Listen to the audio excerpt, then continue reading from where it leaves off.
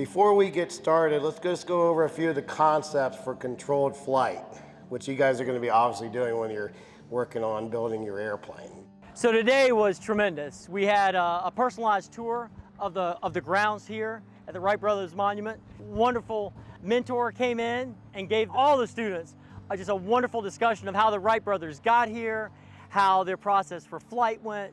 It was just fantastic. So when the Wright brothers actually started working with flying gliders, they based a lot of their experiments by birds. And turkey vultures were their favorite because turkey vultures are big and slow and you can see what they're doing. And the way they moved their wings, particularly the wingtips, was how the bird controlled itself in the air and also how it created its roll. Well, the Wright brothers replicated this. And they actually replicated by building a kite in Dayton, Ohio in 1900 that did the same thing, and it worked. And they went on from that to build gliders using that wing warping concept. I learned a lot about like how the wings work and like the rudder, how to tilt the plane. He explained really in depth. He also explained their struggles. It was pretty interesting. This is 510 square feet in size, is 600 pounds in weight. So can you imagine what it would take to operate and build this machine? Sometimes you live so close to history, you forget a little bit about it. So it was good for the students to get to the national park and see it before we really kick things off. I'm sorry, I don't know the name of the front part. I think that got in the way of Elevator? the vision. Yeah, Yes. elevator. But also for them to understand fully and for us to be able to talk about that, the Wright brothers tried many times. They had many failures to get where they were going and they never gave up. They do a variety of experiments to figure out the proper shape to get the best thrust, the best efficiency out of the propellers. They carved these wooden propellers. They flattened them at the end, and in the end, this propeller that they built for the airplane is one of the greatest inventions ever made that they did.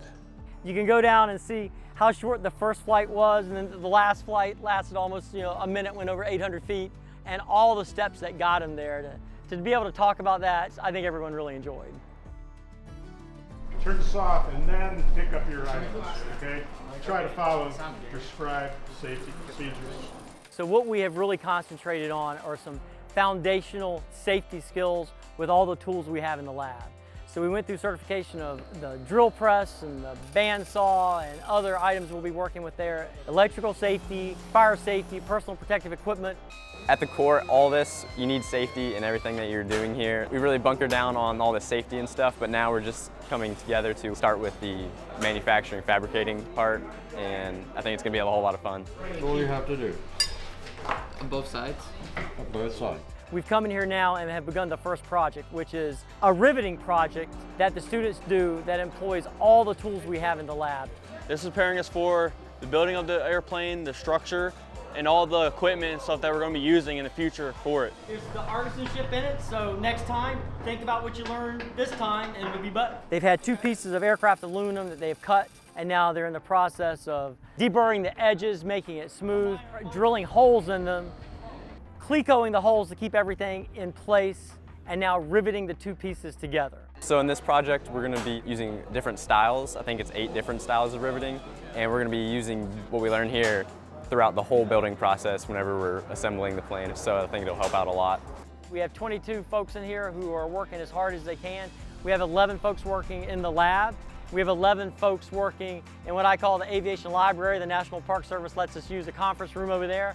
So we're doing some more ground school over there. And then here in about 10 minutes, we're gonna switch up and that group will come over here and start doing their own coupon book project. With respect to the operation of aircraft? There we're kind of learning the vocabulary used in aviation, which is obviously important. We have a huge book that we're starting to learn. We'll kind of just talk about certain facts about aviation and how that pertains to what we're doing in our local area to kind of enlighten our knowledge on the whole subject matter a little bit. Because it's not just about building the plane, it's learning more about aviation in general. I think you can see the concentration and the focus of everyone in the lab, and that's really good. Everybody's excited. We got a big chunk of the ground school in the bag, and now as we move forward and start building, I think everybody's really excited about that. 3 turns around and that's it. Without the mentors, none of this could happen. So the local mentors who have come and been a part of this process, I could not be happier with. I love this class. I mean, this is definitely not the class I ever thought I would have in my life. I mean, we're building an airplane, so it's a lot of precautions, a lot of stuff we're going to need to do, but it's very fun.